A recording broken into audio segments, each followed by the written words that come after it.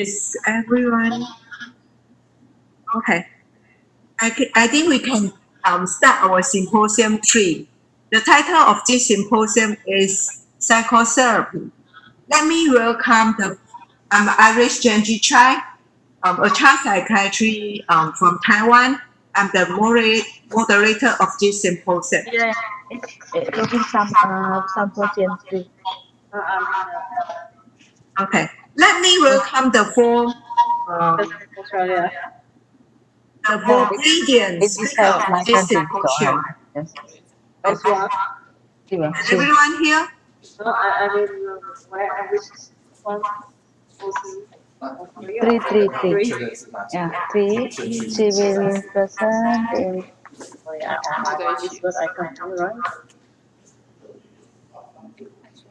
Okay, the fourth speaker are Shikha Shishadi, Josna Agrawal, Nihanja Banerjee, Iyajali Dijosa. Let's come to our first speaker, Shikha Shishadi from India. He is currently a senior professor, Department of Child and Adolescent Psychiatry, and associate dean of behavior science, Bangalore. He is working with child and adolescent mental health. About the Buddhist reward practice society.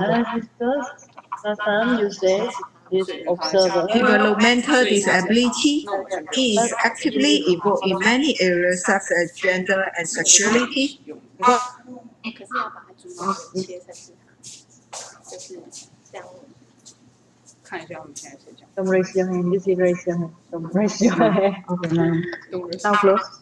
Yes, now close. She's the fear. 那有切吗？等一下看一下他们到底是谁要讲。应该是 admin 啊，可是对嘛？应该是 admin。You see. 可是看起来是他在讲。Oh, they will change. You will see this and they will open. Maybe. 现在是那这个人在讲。就给他。 And I send single. 要不然你问他。是谁？这个吗？对。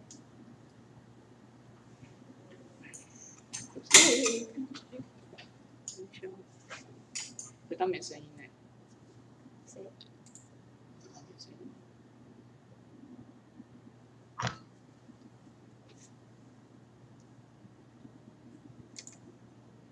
哎，是哎，这没出现。他是第一个。这个人是第一个嘛？好，那就查。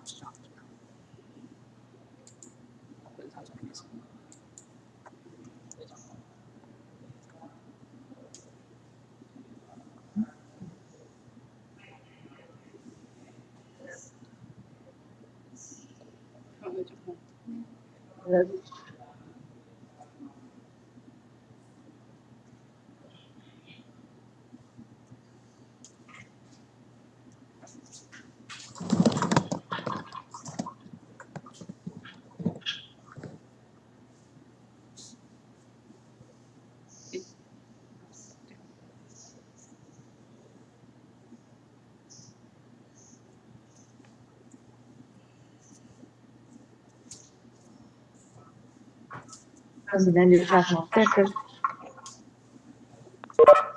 Last time you said we should iterate this column like this field because I say this is physiological related pain and then you say we move to here, and we have a row and this is the big head. This is under. Like this. However, this observer is mean we can see this in a nerve interior. But if I move in here, we cannot see the behavior role are not significant. 他已经开始报了。但他没有共享他画面。对。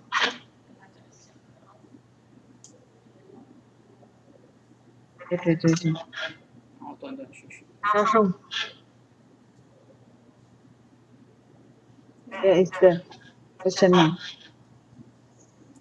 Oh, come. Seriously? Let's focus on this funny. Yes, you're putting this one under this. So, this means I iterate this. I will delete this column and iterate this column and this column. If I do like this, you cannot see the nurse and parents for the significant review because I mean this is the behavioral 太混乱了。 behavioral scale means try or complete. Yeah. Why must open and can't see? They can see what they are doing. Because they just report 10 million cases the same length scale. But patient report 10 and most also the same length scale. And also this time they will rating the behavioral and vital sign. Some study they will rate the scale of behavioral. Yeah, because nurse observe cry or not, or parent observe cry or not. That's the behavior. 这个吗？ 没有 Why if 现在 we 这个人 rate like 下面有一个人在 this, we 讲话， cannot see the column of 这个 10. 对对对， And 他也 this 在 is initial because we Because patient mind is in pain. no, this not will rating not and the some study Yeah, they will rating based on how they. they will rating the behavior not only behavior they also rating base scale. I mean base scale. 知道。 I don't know. I can't understand. No. It's very easy to understand. The patient rates the base 所 scale 以也不知道他 like PA, Yeah. and not also rate the base scale. What include this any scale? Tell me. The base scale including is the VAS and also have CAOB that is usually the behavior. Okay. That's why it's behavior. They do 我们不 both 能关掉他的， VAS and CAOB. Instead, they used to try to find the 因为他是用你的 behavior, how they show the pain. But exactly it's advantage because in here we say this is another term. But in this study they don't they not conducted about the behavior. So some studies 不 say 是现在就是不是 like speaker 在讲， or 他说 in 是 here they speaker cannot 没错 see，study 他好像 they 没有在 cannot 讲 see，study 他听到另外一个是他这个人在讲话， and you see in here they also review the first scale but 那我们 in 现在可 here 以 no. 把声音切过去，你要切谁？切这个 admin 啊，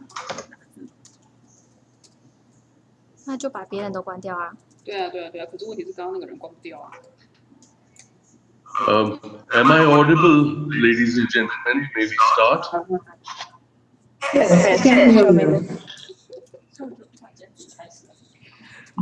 Right? 桌面是什么？ Share your screens。 Thank you very much for this opportunity. There were some technical glitches in the beginning. Thanks to the Research and Education Center of Bridging Asian Mental Health and Psychiatry, REPAM, for this third workshop and symposium on psychotherapy. 这边的麦克风关。 Very quickly, the four of us are going to cover what we call as changing shades. These approaches and challenges to psychotherapy, not only across age groups. So I'm going to be speaking about adolescence, whereas the third speaker, Dr. Banerjee, is going to focus on the old age population, particularly with the use Scale work with friends. 那你其他 For 人 researchers, with the pen scale, 有没有办法关掉？ for but they don't have the 这个都已 behavioral 经关了，这个都是关掉的。嗯，所以这三个 system. May I request whoever has logged in Behavioral. to put the lights on mute because I'm hearing another presentation. So I think either behavior. 我直接跟他讲。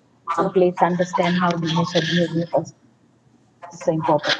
You want to understand how they behave, how they observe behavior, how they observe pain using behavior. First, you want to understand. Yes, I understand. Tell me. Sriyani Patata, can you please put your mic on mute? Thank you very much. 他自己关掉。 So, Dr. Debanjan is going to be carrying on the narrative approach, Whereas the second speaker, Jyotsna Agrawal, and the fourth speaker, Priyanjali De Soiza, are going to speak about traditional approaches to psychotherapy. Jyotsna is going to cover yoga as tradition and modern psychotherapy from an Indian perspective, whereas Priyanjali is going to speak about the East and West, the reflections on Buddhist-derived practices in psychotherapy. So as you see, in these changing shades across the lifespan, where psychotherapy is concerned, we are looking at age groups, but we are also looking at traditional forms of psychotherapy. 他断线了是不是？ My own presentation is on negotiations with culture and tradition in psychotherapy with adolescents. I hope to cover the predicament of adolescents caught between tradition of their parents. Specifically, I wish to explore personal and interpersonal negotiations that occur in psychotherapeutic contexts. Before I get to the substance of what I want to share with you, 然后现在怎么？ what I want to say is that by and large, psychotherapy with adolescents comes with its own challenges because of the age group, the developmental levels they are in. They are in the Ericksonian stage of identity, of individuating from their parents, and therefore generational conflict is part of this, independent of tradition and culture. But when tradition and culture are added to this particular context, it makes therapeutic processes that much more challenging and interesting for a practitioner. I have deliberately chosen a theme which makes my presentation even more complex, where the play of tradition and culture 只是我们不是因为 impacts on adolescents' lives, particularly in psychotherapy, and the theme I have chosen is the theme of sexuality. 对不对？ I intend to do this taking three contexts, and in each of these three, I want to share with you a framework which I call as triangulation, a very powerful construct in psychology and in psychotherapy. Let me quickly get to the first construct. The issue of guilt in children with obsessive compulsive disorder who have blasphemous or sexual obsessions. Now, this is fairly common. Obsessive compulsive disorder is often seen with childhood and juvenile onset. And while in younger children, very young children, it's about control and symmetry, as they reach adolescence, themes of sexuality, themes of aggression, and blasphemous things become that much more prominent as far as the content of obsessions are concerned. Now, here is what I want to share about triangulation. Sexuality is part of normal adolescent development itself. And therefore, when sexuality or sexual obsessions are the theme, how do we make the separation between what is normative adolescent development and what actually is pathology? Add to that the social conditioning that people face, which is the kind of taboos that are created around sexuality. Both these combine to actually give rise to delayed disclosure in those adolescents who have obsessive compulsive disorder with sexual content.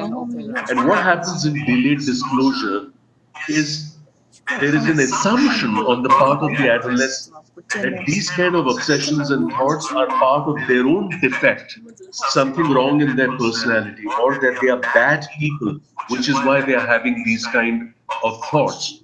And these delayed disclosures give rise to delay in diagnosis and delay in treatment. And by the time it comes to professional attention, the illness itself has gone on for so long that the notion that these adolescents have about their identity and their personality is an added challenge to deal with where psychotherapy is concerned. The second point that I would like to draw to your attention is children with gender dysphoria and their struggles. 所以现在你知 Now, 道 children who experience gender dysphoria and children who have gender identity issues, if you look at their trajectories in the course and 怀 outcome, 疑是谁，我先试。 many of them kind of normalize. A certain proportion actually have lesbian or gay identities, and it's only a small portion who go on to develop a trans identity. So if you really look at an adult LGBTQI population, the lesbian, gay, transgender, bisexual, queer, and intersex plus populations, and if you look at their own childhoods and the kind of struggles that they went through, this is the kind of triangulation that really puts a challenge in psychotherapy from the perspective of tradition and culture. In a culture where the combination of patriarchy, heterosexism, and homophobia is the norm, the predicament of an adolescent to actually come out to his or her parents, who are themselves socially conditioned in homophobic and heterosexist way, makes it that much more difficult. So the challenge in therapy is not just with the adolescent, it's also intensive work with the family. The last issue that I want to draw to your attention is parent-adolescent conflict around morality when there is sexual experimentation. And the issue of triangulation that I want to draw to your attention is, by and large, there is a silence as far as sexuality is concerned in public discourse.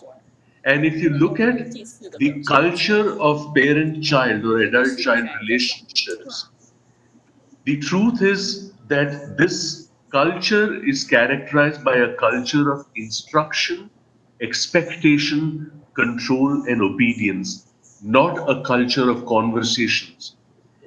Thus, if there are silences both in public discourse and an absence of a culture of conversations in parent-child or parent-adolescent relationships, and where adolescents normally engage in sexual experimentation or have experiences of love and attraction, conventional beliefs about sexuality, which is that sexuality is normative only in the adult reproductive age group, which is, let's say, 21 to 50, and anything before that and anything after that goes beyond the conventional realm, places this kind of pressure and stress on an adolescent, particularly as far as secrecy is concerned, and the kind of criticality that parent systems take because it clashes with the tradition and culture that. So what I have done is I have presented the negotiations that an adolescent has both internally as well as with his or her parent or caregiver systems across three contexts. One, children with OCD and sexual obsessions.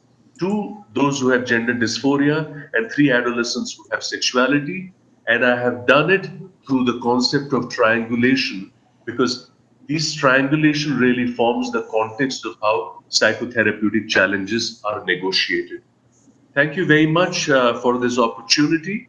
I will now request and take you to Jyotsna Agarwal, who is going to be speaking on ancient yogic tradition and modern psychotherapy and Indian perspective. Over to Jyotsna. 那第二个是哪一个？ Okay. Thank you very much for Shinshaka Shashari. Shinshari is a very interesting and very important remind about working with children, especially the culture.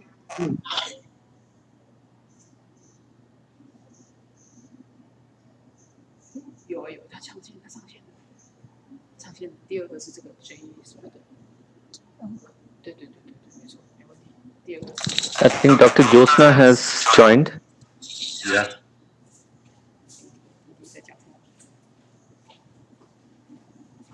Jyotsna, are you online and ready? 有一些静音，我们想要关掉，但是没有办法关掉它的静音。这是手机啊？ If it is taking Jyotsna a little bit of time, Devanjan, would you like to go on and then? Oh, I see Jyotsna is online. Jyotsna, if you're ready, could you start, please? 那像这个人没，等一下一下。 Thank you very much, Jyotsna. Unmute yourself and you can go to screen share. Over to you. 录影，我刚有按，不知道已经在按到哪一句。随便乱按啊！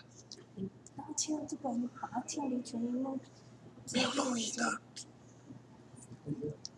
我刚刚你是在往上滑，然后点就点了这个画面了。这到底什么画面？一开始那个设定不是这个画面啊。啊你这边要共享吗？现在没有共享。啊，你现在是 Jyotsna, you need to unmute yourself also.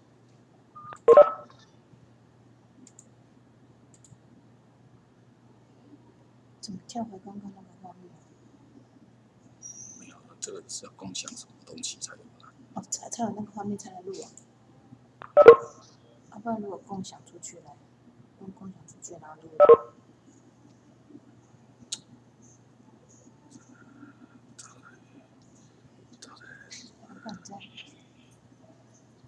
这是我们的声音。这你的声音，这是开起来，这是。 Are you having trouble, Jyotsna, logging on? Can you hear me? 你要共享吗？现在换那个第二个讲者了吗？没有，等一下。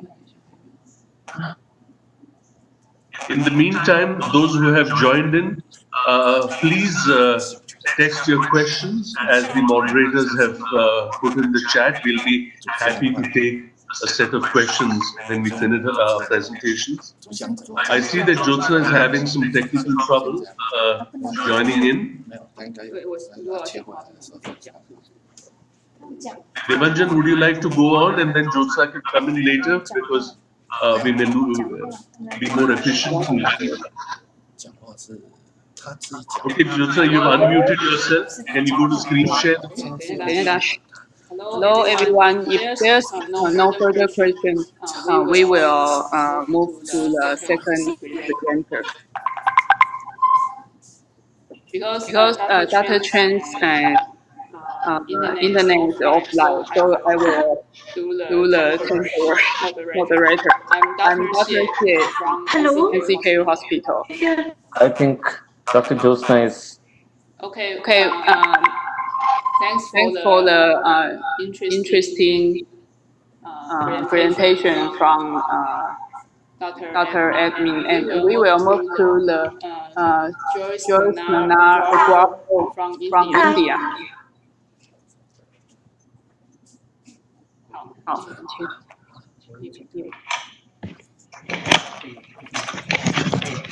然后声音很小，这边麦克风的声音很小。现在你们要把那个 Hello. 可以，这个了吗？对。 Hello, can you hear me? Hello, can you hear me? Yes. Okay, so I'm sharing my PPT. Please let me know if that is happening.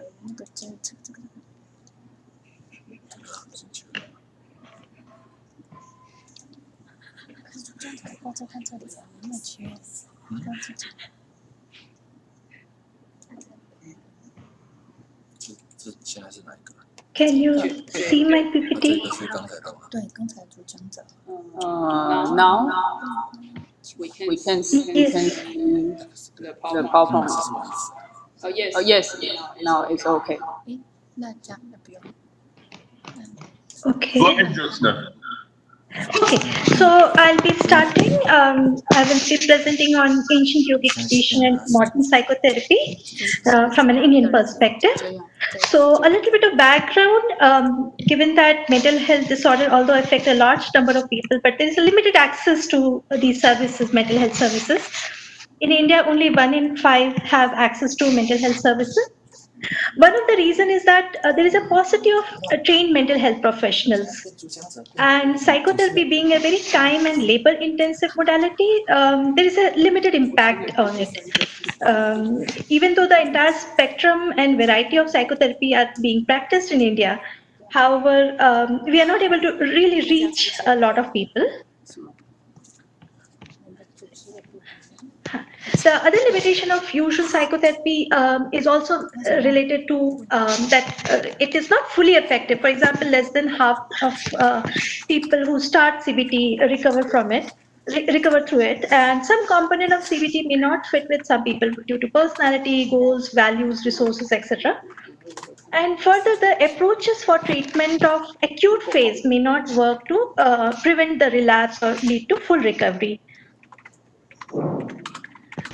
In this context, it's also remember to look into the cultural part of it, the involvement of culture. For example, ideas of suffering, abnormality, its expression, explanation, etc., are influenced by culture. And therefore, those psychotherapeutic approaches which have been developed in a predominantly Western individualistic context have been questioned for possible ethnocentricity and limitations of universal application. On the other hand, if there is a culturally rooted and culturally normative model of, like, for example, illness and healing between the client and therapist, it may lead to better rapport, acceptance, and shared meaning, which can contribute to the non-specific factors and lead to a foundation of a successful therapy. Therefore, there is a need for culturally sensitive and responsive therapies. As said by Jacob, is like psychotherapists are at their weakest when they attempt to provide explanation across culture, which is a very top-down, and strongest when they are used as a vehicle for engagement with patients, like a bottom-up process. And further, the culturally responsive therapies can lend itself more easily to task shifting in a public health, mental health approach, which can be trained to people with less intensive training, who require less intensive training, and then it can be used in a public mental health model. Coming to mental health in Indian culture, historically in India, something like psychotherapy was done by gurus and healers. So while there were healing traditions like Ayurveda, Siddha, etc., and the sick went to healers, gurus predominantly focused on the psycho-spiritual growth and self-realization. Commonality was that both required respect and belief, because there was a hierarchical relationship. However, if we look closely into it, these interventions spread across a continuum of directive versus non-directive approaches. They were often rooted in ancient philosophical spiritual traditions. Can you hear me? Yes. Okay. These interventions were rooted in ancient philosophical spiritual traditions, which are called darshana, or which also literally means a particular perspective. And there were 9 major such traditions, which includes yoga, Vedanta, Buddhism, Jainism, etc. Coming to yoga, the term is used both as one specific school as well as all the collection of those techniques which people practice to find release from their existential suffering and achieve some kind of unity consciousness. When we use yoga term in this meaning, it can be considered as a collection of inner technologies, and they have much insight to offer for mental health.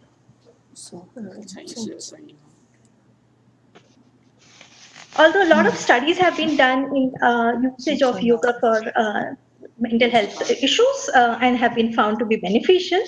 However, when we look closely, only some components of yoga have been regularly used. For example, body-based yogasana, breathing practices, a few meditations, etc. The psychological components which are related to attitudes, cognitions, emotions, etc. have not been utilized very well. Therefore, a thematic analysis of 3 yogic texts, which are considered to be core, was done.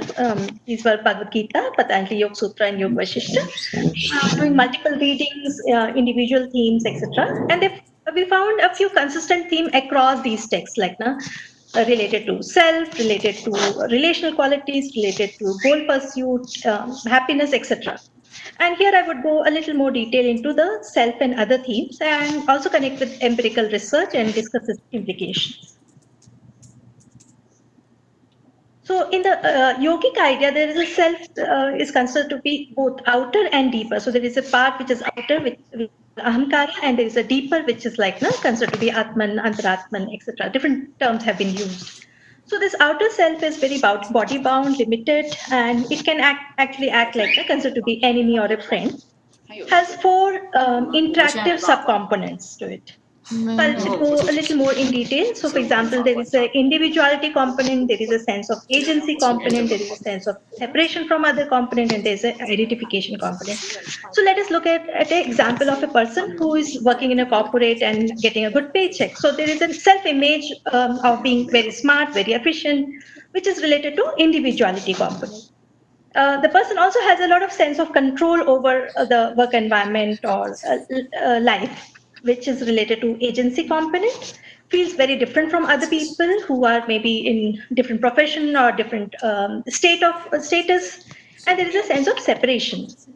This person uses this money which they get from this particular job to buy expensive goods and gets attached to that, which is the identification component.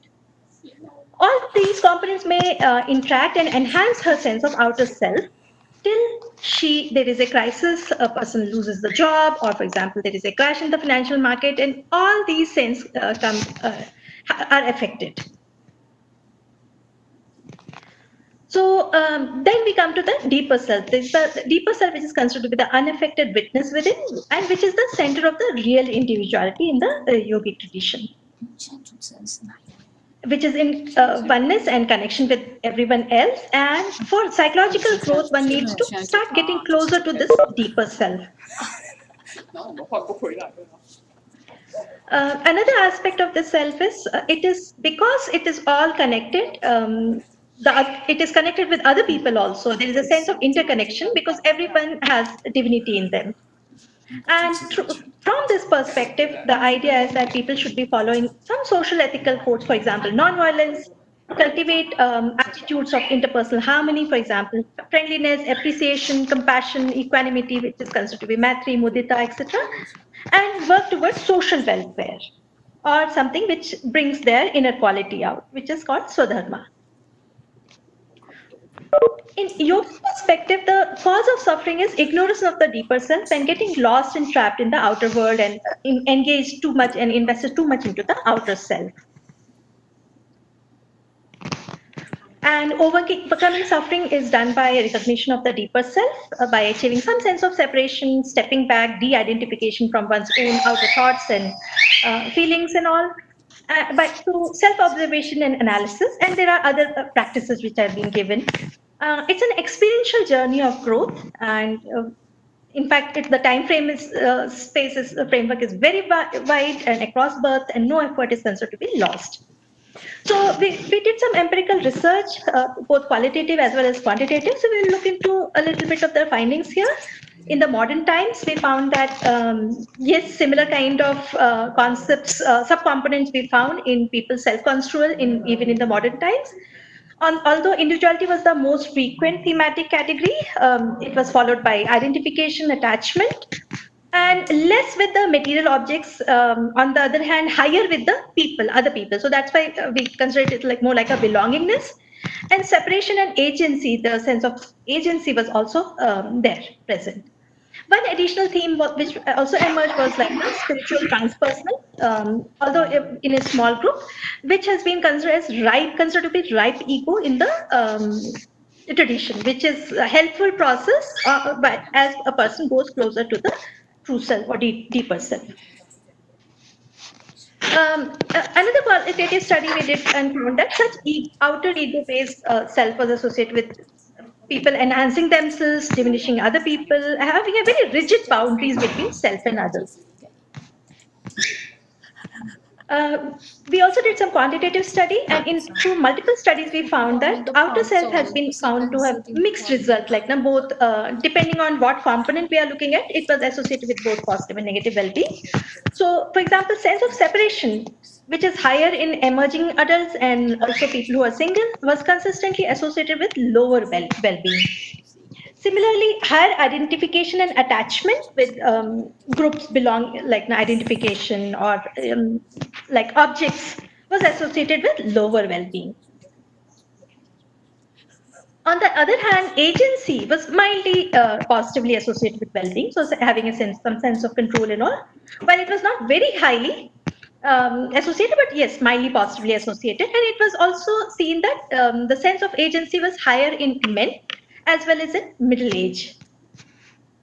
Individuality, on the other hand, had mixed result, which was associated with both positive and negative affects. So individuality would lead people to like having both kind of experiences, both positive emotion related and negative emotion related.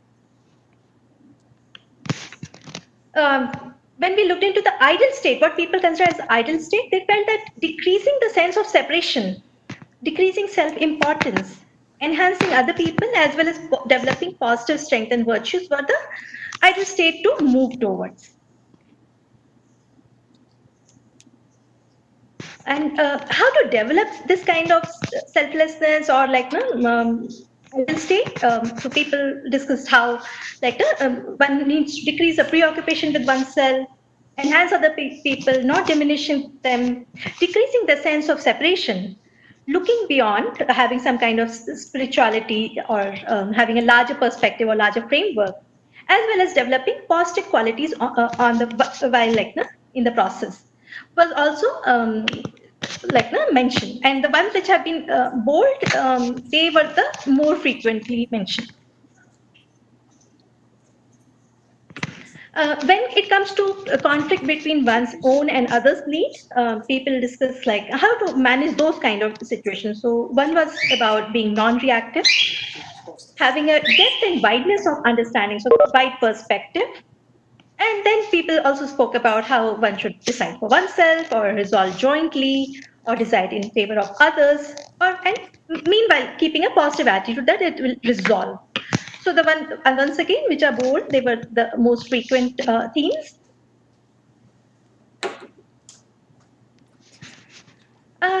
I'm just giving a quote of a senior psychotherapist.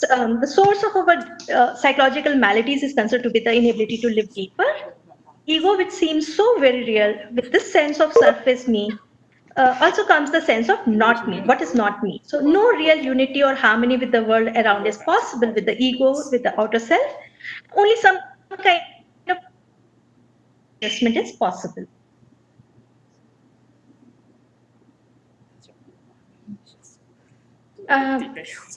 But one of the senior yogi mystic in Indian tradition, Sri Aurobindo, had said that initially such ego sense helps in individuating from common mass of humanity. However, later one needs to go beyond it to find the inner true self, which is based on individuality. And goal of the psychotherapy is actually to get closer to this deeper self, which is considered to be the true self, and which is also the inner healer. Guru is just a helper in the process. So implications of these series of studies is related to, as we saw from these insight from these texts, an interconnected model of self, which is having outer and deeper self as well as interconnected self may be considered. And even in a modern India, those giving less importance to outer self had higher well-being. In fact, we also did another study where we asked the peer group to tell us about select some people who are considered to be wise, and looking at their experiences. Even there, the people who considered giving less importance to outer self and more importance to deeper self and interconnection and relational harmony were considered to be the wiser ones. So these ideas are not just rooted in ancient traditions, but even is prevalent in the modern India. And these studies have been done in multiple studies with different kind of population and all. Therefore, psychotherapy having a Western individualistic assumption may be prone to cultural mismatch and may be at risk of lowering well-being over time. On the other hand, psychotherapy, which gives importance to deeper self, relational harmony, and balance, may be a better match in the Indian context. Thank you.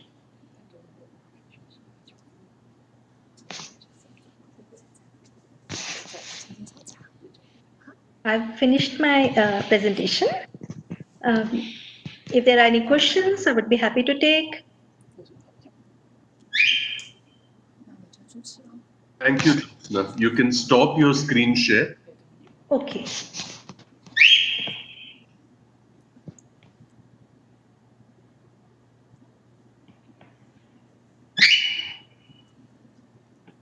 Okay, thank you for the interesting presentation. If any audience have the questions.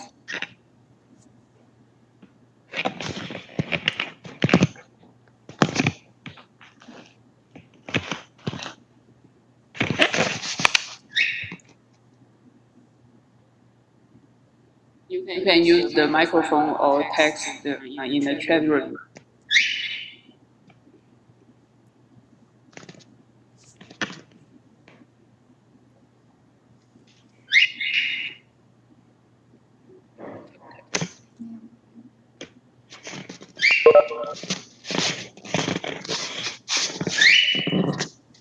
Okay, if there's no questions, we will move to the third presenter.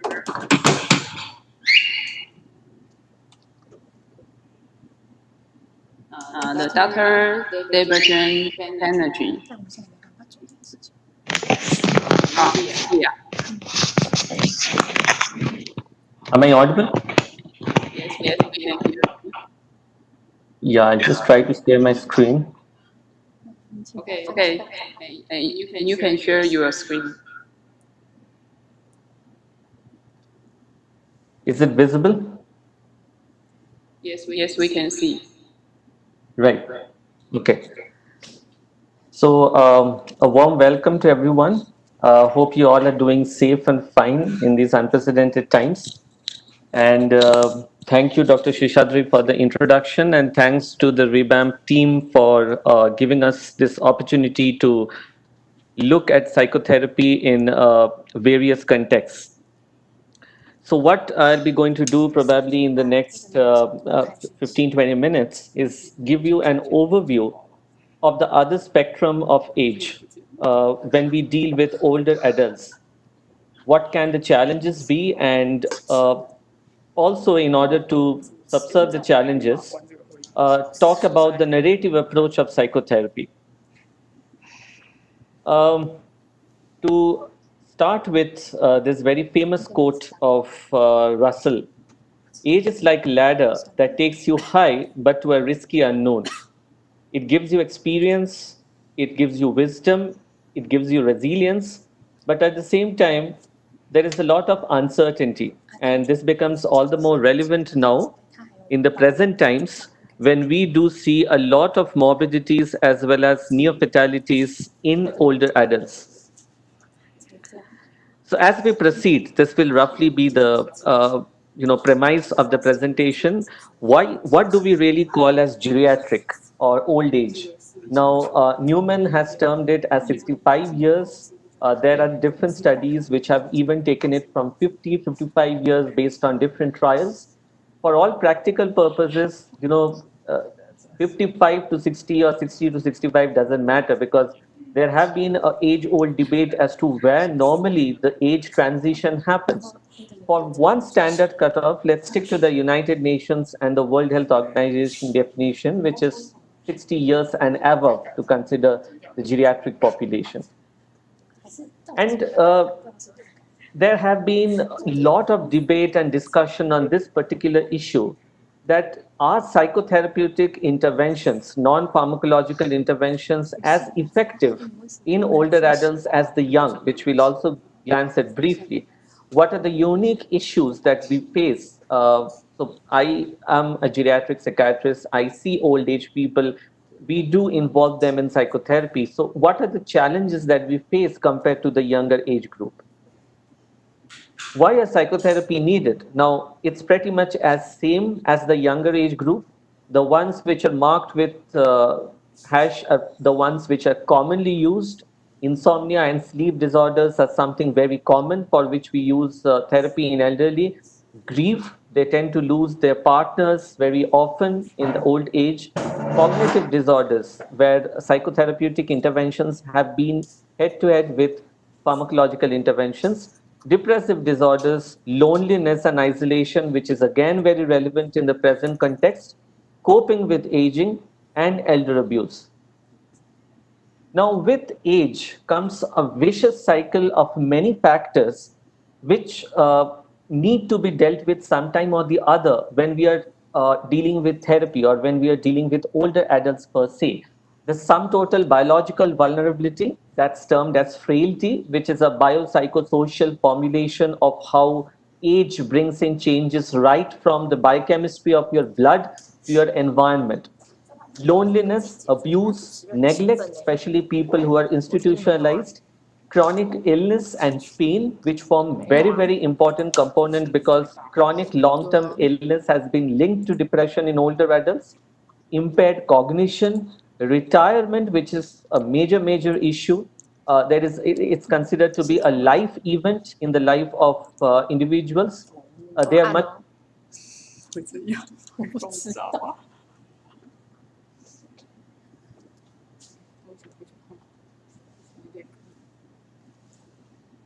Hello. Hello. Yeah, go on, Debu. We can hear you. Hello. Yeah, am I audible? Yes, you are. Go on. I think there was some technical problems. Yeah. Yeah. Go to full So, slide. yeah, it's visible now. Yes, visible. Yeah, okay.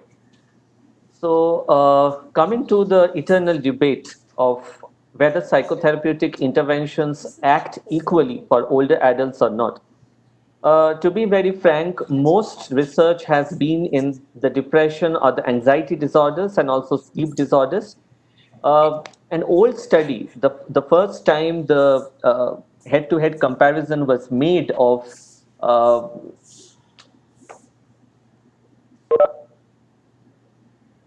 Oh, 还有那个。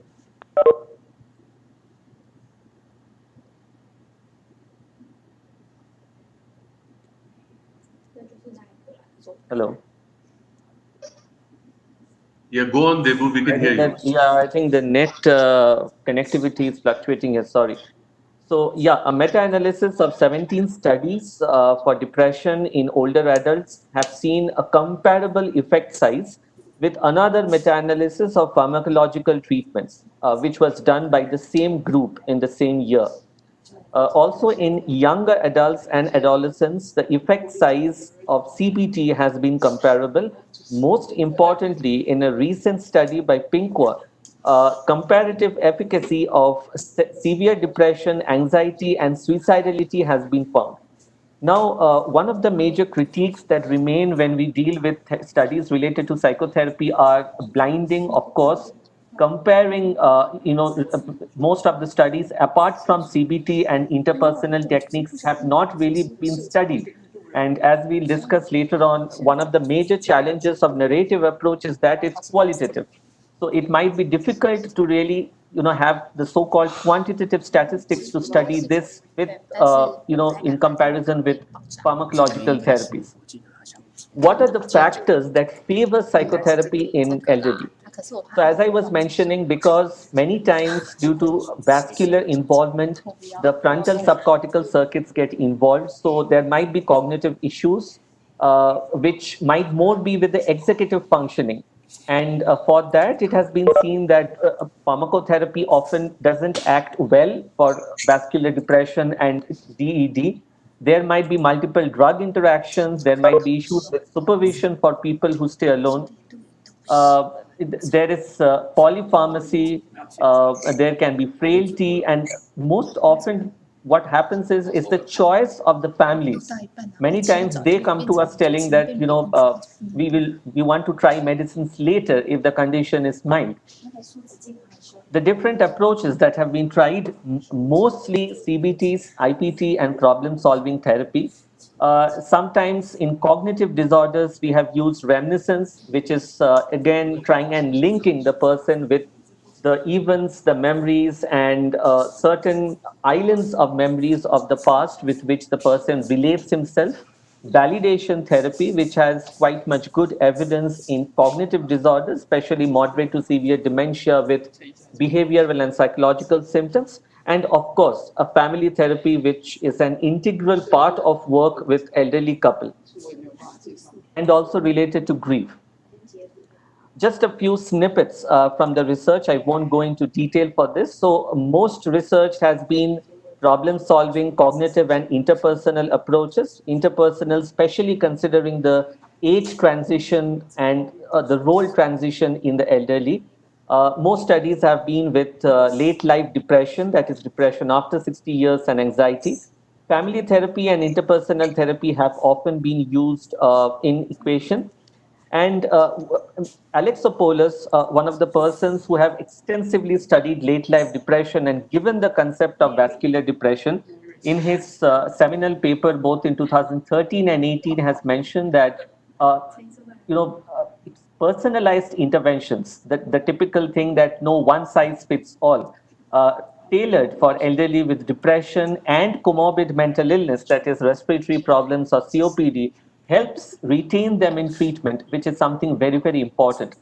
And one of our studies, which we are doing with older adults and their preference of psychotherapy in mild to moderate depression, most of them in a sample of around 200 have preferred psychotherapeutic approaches rather than medicines when their depression scores are less severe.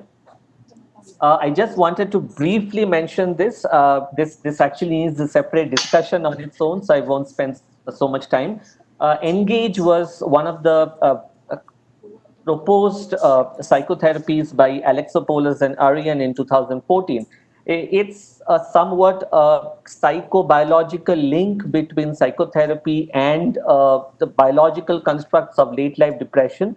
So what it basically sees is it conceptualizes late life depression as a dysfunction of fronto-subcortical circuits in which three main areas are involved. One is the positive balance, that is the reward exposure. There is a negativity bias. A lot of guilt tends to accumulate, which is again related to the fronto-subthalamic system. There is marked apathy and emotional dysregulation.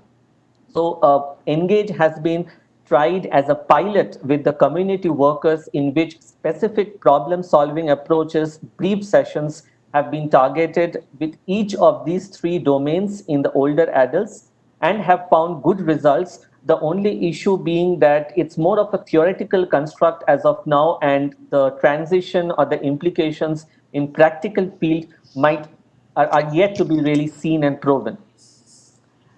Before I go further into the narrative approach, let us give example of two case vignettes that we had come across. We have 5 such older adults, but for the sake of time, we'll just be discussing 2 of them in depth. So Mr. R, he is a 71 years retired government judge from high socioeconomic status. His psychiatric diagnosis is recurrent depressive disorder, which was the current episode got triggered by a major financial loss. He was initially interested in therapy, used to come alone, but always kept asking for someone comparative to his age and was not very comfortable with somebody who is younger. Had problem in keeping appointments. Later was also detected to have MCI, but that was not really just the reason why he kept dropping out. He didn't want his family to be involved. Initially, a CBT approach was tried, but he was reluctant to really, he used to feel that his thoughts are trying to be modified against his will, which is again a major critic of cognitive behavior framework. And his issues, which mainly came up in therapy, were loss of autonomy, vulnerability, feeling ashamed that he is responsible for his financial loss and he was not able to take care of his family, and feeling emotionally estranged with the family. Going to a bit different spectrum, Mrs. M, 62 years, from middle to lower socioeconomic status. She's a homemaker from rural background.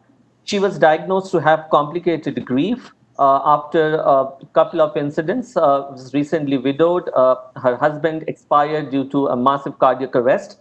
The son married against will. She also had hearing loss. And whenever we tried to engage with her initially, she was a person who is very spiritual. So she always gave examples relating to the same that Dr. Josna was speaking about. That, most of the things that you are telling, I already know and have already experienced spiritually. So what's new that therapy can offer to me? Again, we tried teleconsultation with her because distance was an issue, and it was just when the lockdown was starting in India.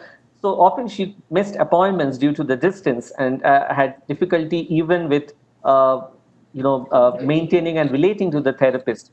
Her major concerns were not really seeing her life worth living, as most of her supports were detached. Mainly, the barriers that we faced when we were dealing with older adults were they preferred, there was always an age hierarchy. Memory and cognitive processing become an important issue, and most of the traditional therapeutic approaches rely a lot on the recent memory, which can be a challenge. Again, repeatedly, time and again, frailty comes into the picture, chronic medical problems, pain. Right now, in this context, using telefacilities, many times cognitive inflexibility, and this is not to generalize, but cognitive processing often becomes difficult over the age range. Reluctance for a task-based approach. Many times they are not really willing to maintain diaries, maintain charts, appointments, things, and so on. And mostly perceived judgmental attitudes. So people who are senior, they might often feel that they are being admonished, or even a comment of the therapist often comes as being pejorative, even though it's meant with the well intent. And loss of self-esteem, autonomy, and social isolation, which are again repeatedly becoming more and more important in the current situations, and might be even more in the post-pandemic aftermath, as we can expect. A very comprehensive paper by Atik in 2006 reviews the different aspects of elderly psychotherapy and mentions these 6 important themes. One is the biopsychosocial model. One is restoration of the positive self-concept, enabling them to have mastery over themselves, trying and adapting, mirroring of the perceived loss. There are a lot of existential issues that come in place. We all know that survival guilt is something which is very important in the elderly, and psychodynamically speaking, it's often considered to be associated with narcissistic losses. Also, in terms of self psychology, it's related to having the concept of self. In terms of existentialism, it is trying to have a purpose of life, and definitely dealing with aging and illness, which brings a lot of dependence on the family, which again needs to be addressed.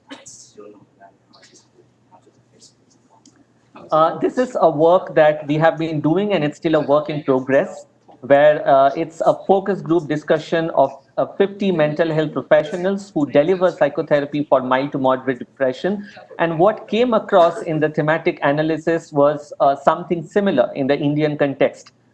They feel that their life is dependent and they lack the position to make their life decisions. Giving just an example, even when we tell the older adults to stay indoors for their own good, many times they are not involved in the decision-making process, which can be a blow to their autonomy. Imagine someone who has lived 60, 65 years, has dealt with a family, has dealt with his job, suddenly feeling helpless due to some situation can be a major psychological trauma. Reflecting on life as trauma, idealizing life situations, accepting death as a kind of completion. Many times we have seen people tell that what's really the point? It's anyways, I'm going to die.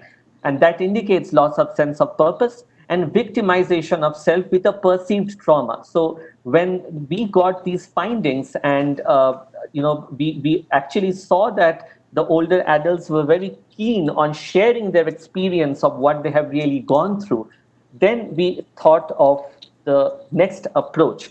A very famous quote by McAdams and MacLean: people understand their current experiences, anticipate the future, and reflect on the past through stories. We would all love to listen to stories from our parents and grandparents, right? So what about using stories as a mean of therapy? Narrative therapy, based on narrative work, and initially based on the works of Michel Foucault in 1970s, was elaborated further by Michael White and David Epstein, who were Australian sociologists. It takes a social justice approach. In very short, not to go into very technical details, which will be difficult to explain in a limited time frame. It's an attempt that the therapist makes with the client, trying to enable him or her to re-look at his or her life experiences, narrate them as a story, try to be an observer from outside, and try to consider the problem as a problem rather than viewing themselves as a problem. So it's basically reconstructing the context and the perception of their lived experiences to have a likely novel outcome.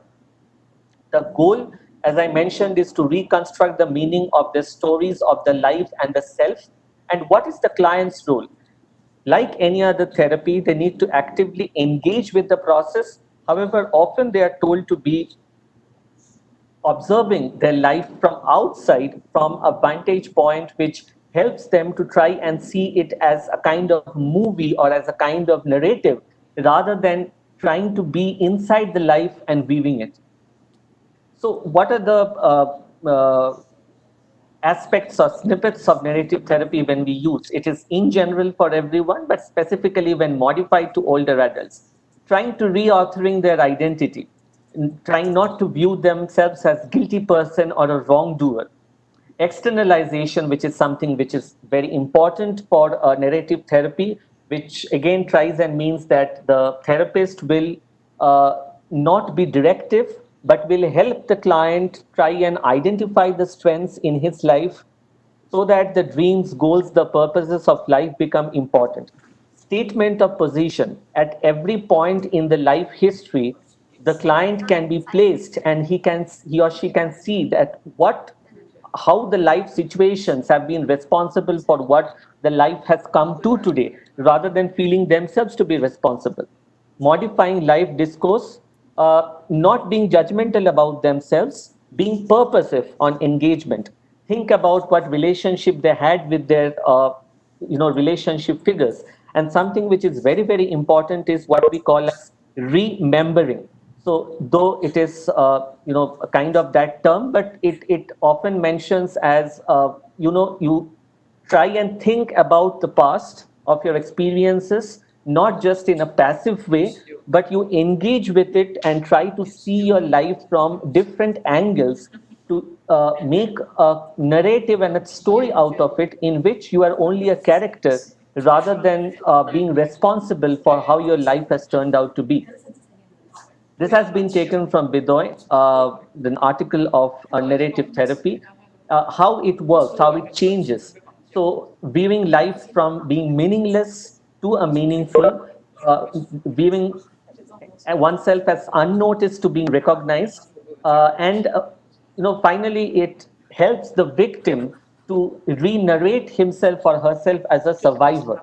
And when the person narrates the story in the life context, it becomes more of a story of survival of trauma rather being a loss of identity. So there is a richer constructive.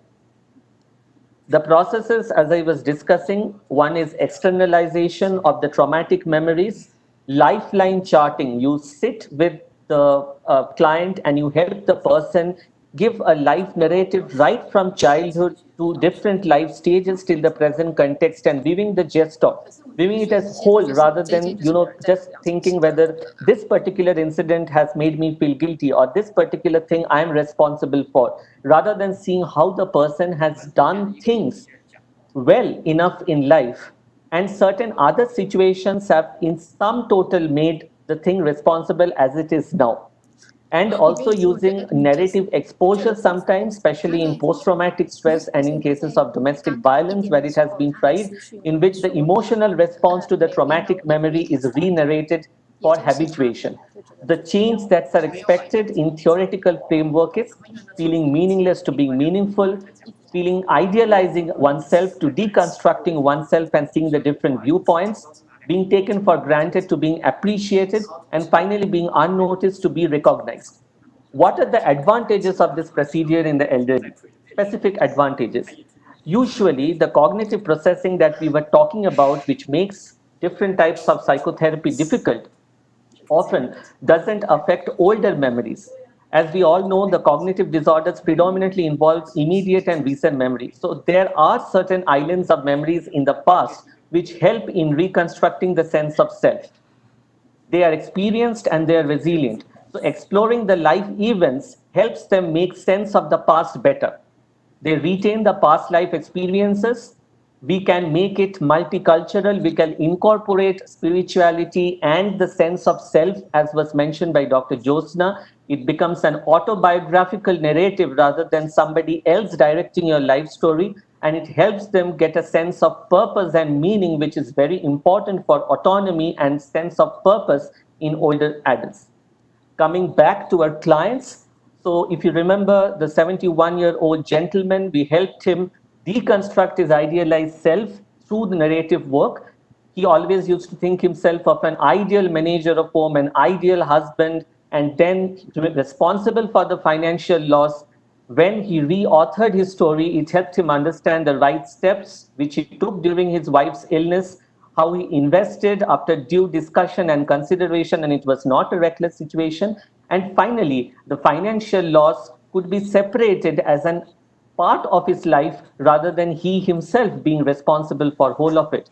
We could help him re-evaluate his attempts to manage his family throughout all the days, and also connect him with his relationships more as interpersonally rather than considering him to be a hierarchical head of the family. Coming to the second client, the lady who had lost her husband and the son had married against her will, we helped her doing a life chart to see how the age roles transited and to have a life review. Again, the idealization of her role as a mother and a wife were deconstructed.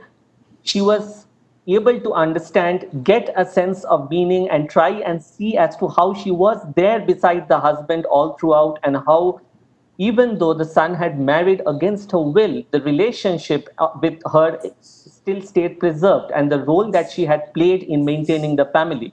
We focused her narratives on the action that she had taken to protect herself and her daughter from an abusive relationship that they had with somebody else, which has not been disclosed for personal reason, and that helped her acknowledging her actions and helped her come out of the guilt feeling at the sense that she always used to tell that I have no purpose living. She acknowledged that she had a purpose not only for the son, for the daughter, but also for their upcoming families. So, in short, their unique stories were survivors of the trauma rather than feeling victims of same. With that note, I'd like to end with this very famous quote, which I felt relates very well with narrative therapies. You get old and you realize there are no answers, just stories. And I guess many of us are going to age to find the same. With that note, I'll end and pass on to my next speaker, Dr. Pianjali. Thank you all for listening. Best wishes. Stay safe.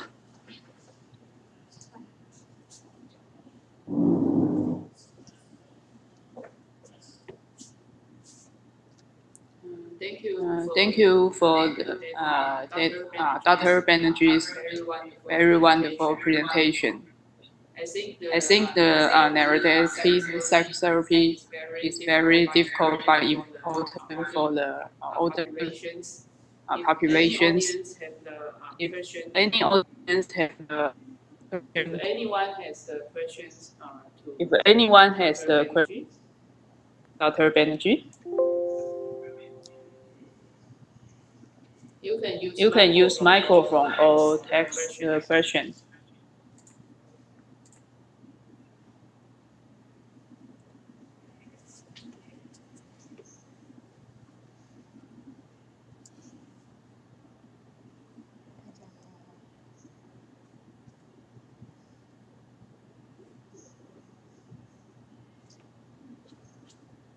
Anyone?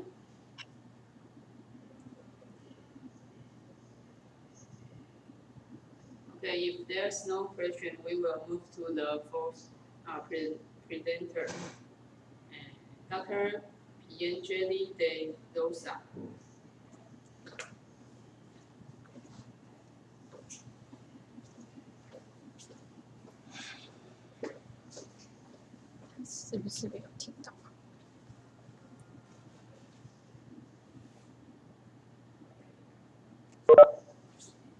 Hello?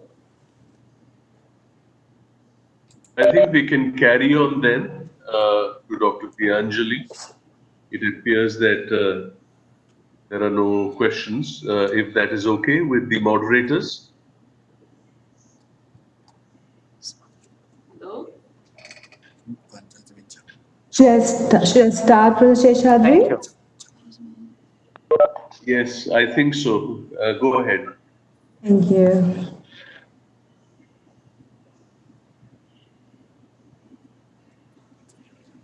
Is it visible? Yes. Go to full Okay. screen. So, I'm going to talk about Buddhist psychotherapy and its use in the larger world. So, if you look at psychotherapy, the practice of psychotherapy in Asia, most of it has come from Western writings, Western textbooks, and Western research. So then we tend to kind of import practices from the Western world to our part of the world. But what is really important is for us to also consider what has been part of our culture and that has been there for centuries, which we have used, which we would want to introduce back into our culture's use of psychotherapy. So, for example, if you look at the East contribution to psychology and psychotherapy, a study that we had done with disabled army soldiers in Sri Lanka, we found that those army soldiers who used to do pujas in a spiritual sense, or who used to get their horoscope or the auspicious time at which they were born read, and to understand their disabilities in the context of karma, which is found in both Buddhism and Hinduism. Those disabled army soldiers who had that kind of a perspective had better mental health indices than those who did not. So what we therefore find is that there are certain Eastern perspectives, Eastern religious views and ideas which are really very useful for people living in Asia. Other than that, of course, the most predominant Asian practice that have found ways into the West is the practice of mindfulness. Mindfulness is called sati in ancient Pali, the language that was used by the Buddha when he introduced mindfulness as part of his religious teachings 26 centuries ago in northern India. So today I'm going to talk to you about mindfulness, its practice in the West, the concerns that we have, the way it is practiced in the West, and how it could be modified to make it more representative of what it actually should be. So, if you look at the Buddha's teachings, the Buddhist teachings, people who do not know much about Buddhism would know that the goal of the Buddhist teachings is for a state of mind called nirvana or nibbana. So that is the ultimate goal, if you may call it so. Therefore, the Buddhist teachings are not only about developing good psychological health indices. Nibbana is the ultimate psychological health, and in one's route and in one's path to attain this ultimate psychological health condition, of course, the person would gradually develop certain psychological health indices, such as loving kindness, compassion, non-envy, patience, lessening of worry, equanimity, etc. So all of these great psychological indices a person would develop gradually on the path of practice in the Buddhist teachings, which ultimately leads to the ultimate goal, which is a mind of equanimity and compassion at all times, which is called Nibbana. Now, in the late 1970s, an American professor at the University of Boston by the name of Jon Kabat-Zinn, all of us know who have heard of him, was a student under His Holiness the Dalai Lama, and from his teacher, Jon Kabat-Zinn got to practice and learn this practice of mindfulness, which he called being in the moment, in non-judgmentally. So what did Jon Kabat-Zinn, because he found it so beneficial for him, he thought, let me bring it back to my patients in the West, particularly patients with arthritis, chronic pain, and let me teach them that and see whether it would give them the benefits, at least some benefits that I have found. And what he found was that indeed people with many physical health conditions, who may be having chronic pain, anxiety because of, say, a diagnosis of cancer, etc., when they practice this thing he called as mindfulness, they actually had better mental health indices subsequent to the intervention. Because of that, over the years, hundreds of mindfulness clinics started being offered in the US and then, of course, in Europe as well. There were weekend courses in mindfulness, and now in the corporate sector, we see businesses like Apple, Google, regularly offering their employees mindfulness. The British Parliament, before it starts now, has 3 minutes of mindfulness practice so that all the ministers can be relatively calm before the proceedings are started. British schools, for example, has mindfulness practices. Singaporean schools, I've heard, has mindfulness practices so that the children will be much more stable. So now we see that this one teaching of the Buddha offered to the world 26 centuries ago in northern India has spread far and wide in the Western world. Now, why was there this sudden growth? Because there's a lot of research on mindfulness. And I call it secular mindfulness because what is happening in the West is that they have taken one component, one significant but still one component of the Buddha's entire teaching, just exerted this one out, applied it in the West, and they have found that this one component of the whole gamut of the Buddha's teachings actually leads to lesser depressive thought, less suicidality, less anxiety, less impulsivity, less addictive behaviors, etc. So there's a huge growth in research, and I find that apparently mindfulness-based therapies are the most published kind of articles in the new age. So there's a lot of research that shows impact. So are we happy about that? I mean, we know that mindfulness practices come from our part of the world in Asia. India is referred to as the grandfather of all religions. So many religions comes out of there. And are we happy of this whole influx of the mindfulness movement? However, there's a lot of debate on that. Like, for example, Wallace, 2006. Wallace is a psychologist who's also a Buddhist practitioner. And he has stated, as quoting him, as Dhamma, the Buddha's teaching is called Dhamma. Dhamma has been simplified and it has been distorted, ancient Buddhist teaching. So what the Buddhist scholars, the Buddhist monastics, and the Buddhist mental health practitioners are saying is that whilst it is useful indeed to include Buddhist mindfulness practice in psychotherapies, it's also harming the pure integrity of the Buddha's teaching and maybe irrecoverably. So though there is rapid beneficial progress, it can also lead to destructive implosion, according to Amarov in 2005. So there's a problem there. So what is the problem?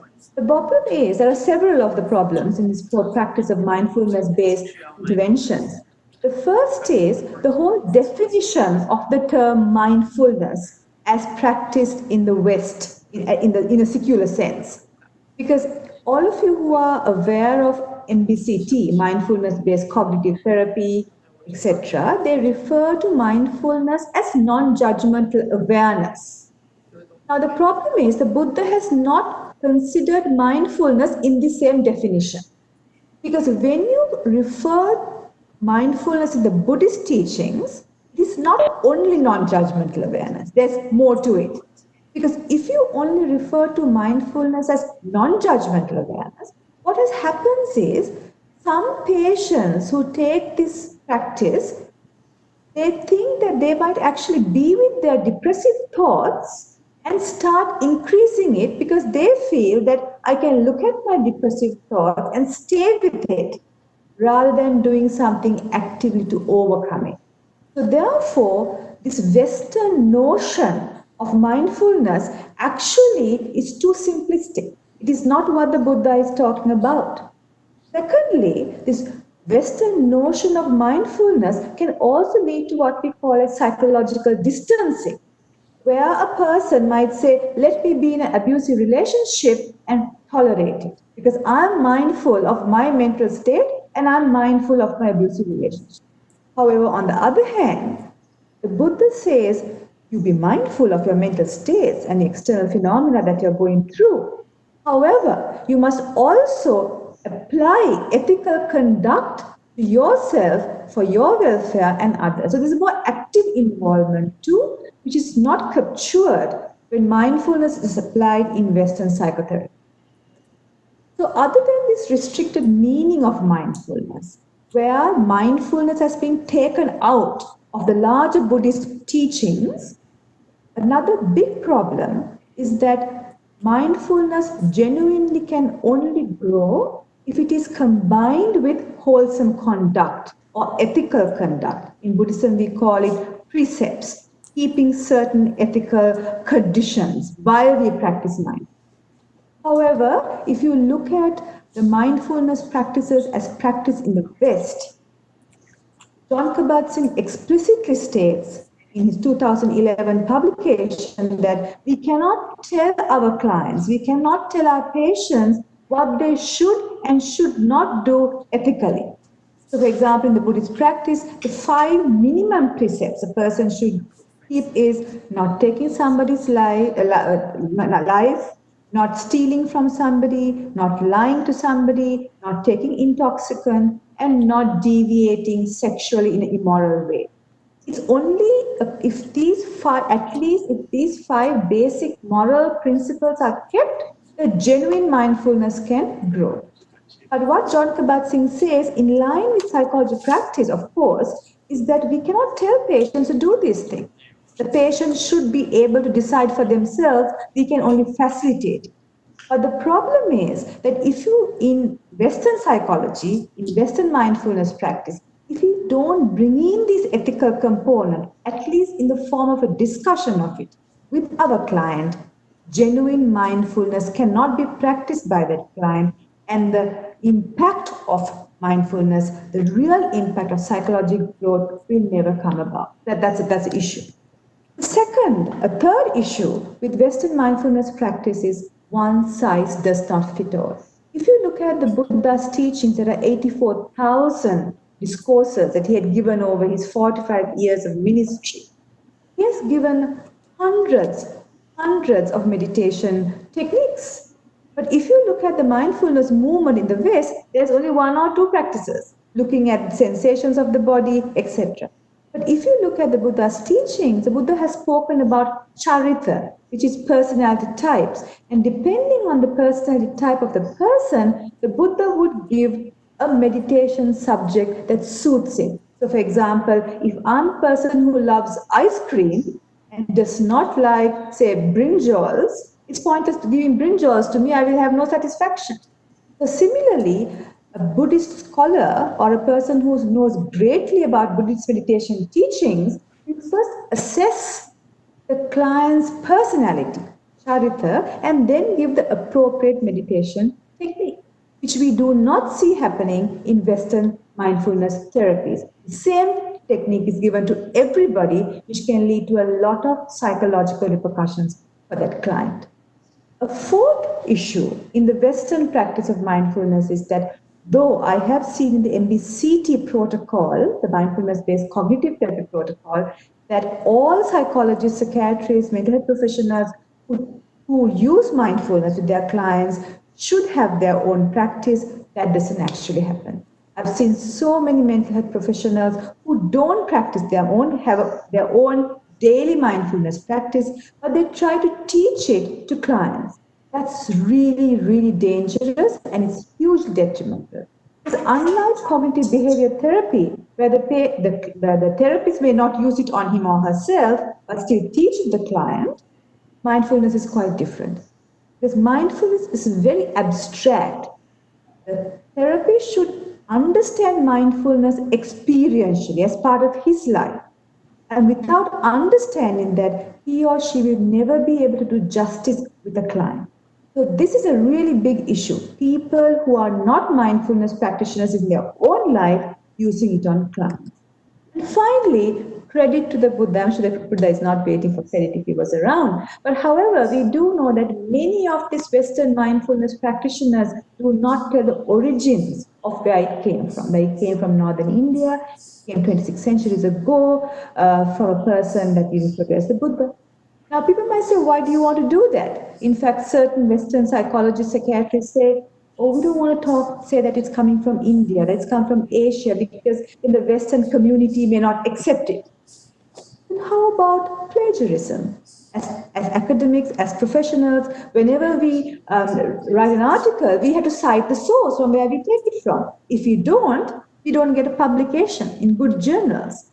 So similarly, the same theory has to be applied. Now, if I was reading the MBCT manual, mindfulness-based cognitive therapy manual, there's no reference to the Buddha at all. They talk as if it just stems from their minds and from the Western world, and that's not acceptable. Credit has to be given where it is due. So that is about it, about a critique of the use of mindfulness in the Western context. Thank you very much.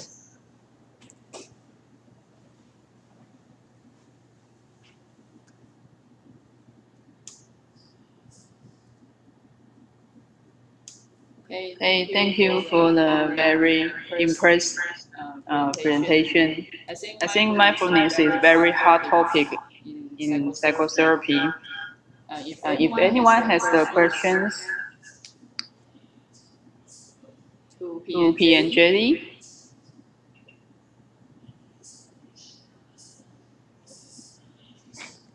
I mean, I would like to just know something, Dr. Pianjali.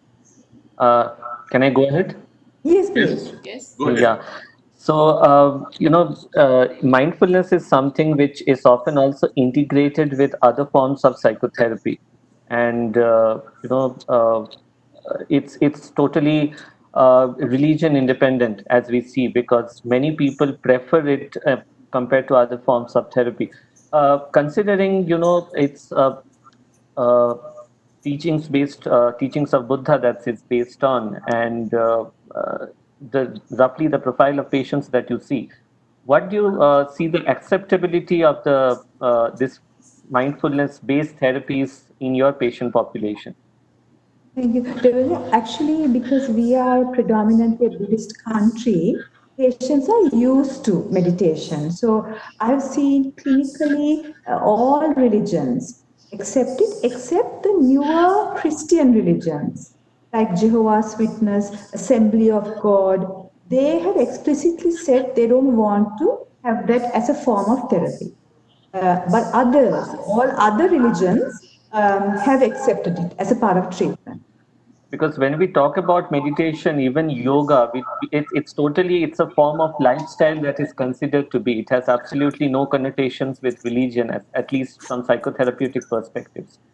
So because people usually practice meditation as an approach there, many times we have seen people confuse mindfulness with just a practice of meditation. Do you also face that challenge? Yes, because the reason is mindfulness is only one type of meditation, but people think it is synonymous with meditation. Right. So that a distinction have to be made, and I of course inform patients that it is a Buddhist background, because in case they find it on the internet, they might get annoyed with me that I'm trying to do a religious conversion. You see, so I tell them, just to keep, I have unnecessary issues happening. My question is for all three. You can answer very briefly. Do narrative approaches, mindfulness approaches, and yoga approaches work for children and adolescents, or do transformations, modifications need to be made as they apply for children and adolescent psychotherapy? It's actually very interesting thing that we have been thinking, sir, when we are doing on the other spectrum of age. But as we tell that older adults, it's almost the same, the two spectrum. Older adults become children as they age. And telling stories or reviewing lives narratives are something which probably both adolescents and elderly are interested in. So when I was going through literature, I did see that the bulk of narrative work has actually come from children and adolescents. And it also incorporates art therapy and kind of play therapy also. There have been combined approaches which have been tried for adolescents, but for children, the only problem is again systematic research, because it's a social constructivist paradigm where many things and multiple things can happen depending on the subjectivity. So standard research is probably yet lacking, but we hope that it will in coming days. So the maximum evidence comes from adolescents. Lovely. Yes, if mindfulness too, there is a lot of work that is done on preventative mental health and mindfulness. So, for example, as I said, in the UK schools, many of them they have adopted mindfulness as a start practice before classes start. In Sri Lanka, of course, it's a norm. The students do meditation before the school day starts. So all of these things are very useful for children and young people, in fact, as a preventative practice, so that their mental health is boosted, but with the help of a proper teacher, not by themselves. Right. There is a question here. Thank you, Dr. Lin. She's asked, what are the acceptance, outcome, and application of narrative approach for the elderly population in our country? Thanks for the question, Dr. Lin. I think it's a bit difficult to answer at this outset because narrative therapy as a form of psychotherapy is not widely practiced. It also depends on the therapist's discretion, comfort, and expertise. But from the brief study that we have done, which again cannot be a representative of Indian context, but with the discussion that I had with other colleagues, it looks like, though it is tailored, but most of the older adults are comfortable with the narrative approach, even though if you do not do a proper narrative therapy. And outcome, I think the data is really very limited.